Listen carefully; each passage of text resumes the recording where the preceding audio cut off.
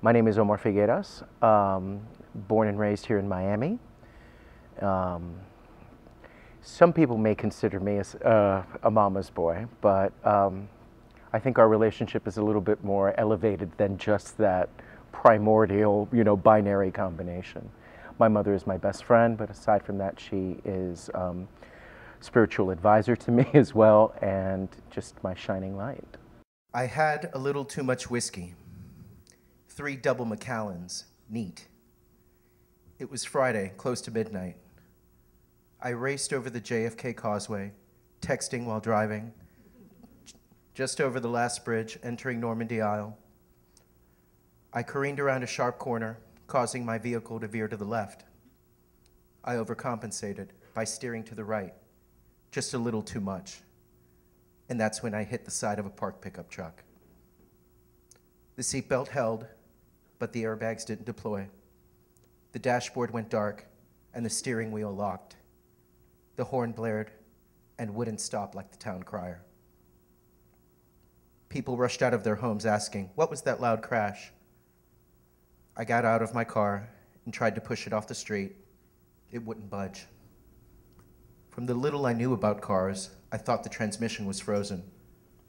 It was my mom, not Dad, who imparted this knowledge to me after having driven lunch trucks at Miami International's cargo area for over 35 years. That's how she put me through school. Mom.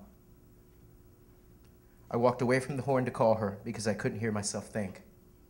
I told her I'd had an accident. She asked, "Where are you?" I gave her the cross streets, the intersection where she could find me. The horn faded as the headlamps dimmed, and my car died. A broad-shouldered guy tried to help me push the car. He was barefoot, wearing boxer shorts. We shoved from the front end and then the back, but the vehicle was immovable. He tried to adjust the gear shift, but couldn't. He then tried to turn the steering wheel, still nothing. "I think it's your transmission, bro," he said. I nodded. "Yeah, man, I think you're right." As he lost interest and returned to his house to sleep, I remember I had tow truck coverage on my insurance policy. I rifled through my glove compartment and tossed its contents, pens, flyers, a notepad, and found my insurance card. I dialed the carrier's 800 number and navigated the menu. "Hold, please," and then told the lady I'd had an accident.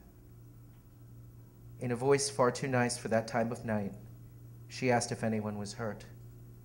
I said no. She asked, "What happened, sir?" I lied. An asshole wearing a white t-shirt ran in front of me. I swerved and hit a pickup truck. "Is he there with you now?" "No, he took off. Please send a tow truck. I can't move my car." "I will, sir, but first, I have a few more questions. What kind of car did you hit?" "A parked one." She restated her question, and I told her the make and the model. Again, she asked if anyone was with me. I noticed that all the onlookers had gone home. I said, "I'm alone." My mother arrived in what I thought was 5 minutes, but was actually 25. Driving her lunch truck for so many years has taken its toll on her knees and lower back. My mom is in her 60s. She parked her car down the street and hobbled toward me. The yellow light from the street lamp illuminated her frailty. I started by apologizing. "You've been drinking," she said. I nodded. She told me to remove my button-down. I stood before her in my white undershirt. She handed me a pack of peppermint chiclets from her purse, like when I was little, shaking it like a tiny maraca. With her sleight of hand, my alcohol-reeking shirt disappeared. The towing company's flatbed truck arrived along with the police car. The tow truck driver stood in front of the stranded vehicle and shook his head. My mother told me not to say a word, then ordered me to her car. She walked to the police cruiser. Out of earshot, I watched her mime to the officers. She pointed over to me and then gestured back to the wrecked vehicles. I tried to look sober. I shook my little maraca. The two cops knocked on the front door of the house where the truck was parked. My mother made her way over to me. She said, "I told them I was driving. I didn't see a car merging into my lane, so I swerved and hit the pickup. But I told the insurance company it was a guy running in the street." "Lower your voice," she said. "I told them I was driving." "Cállate, coño."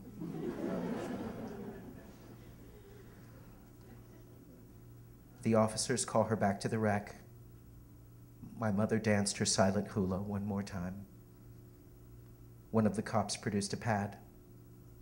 He talked, intermittently glancing up from his writing to my mother's face. The officer handed her a thin yellow slip of paper. Mom walked back to her car where I was waiting. She said, "He apologized for having to write me up because my license was clean." I realized I was that asshole in the white t-shirt who fled the scene. I said nothing. Before I got into a car, she said, I had never gotten a ticket.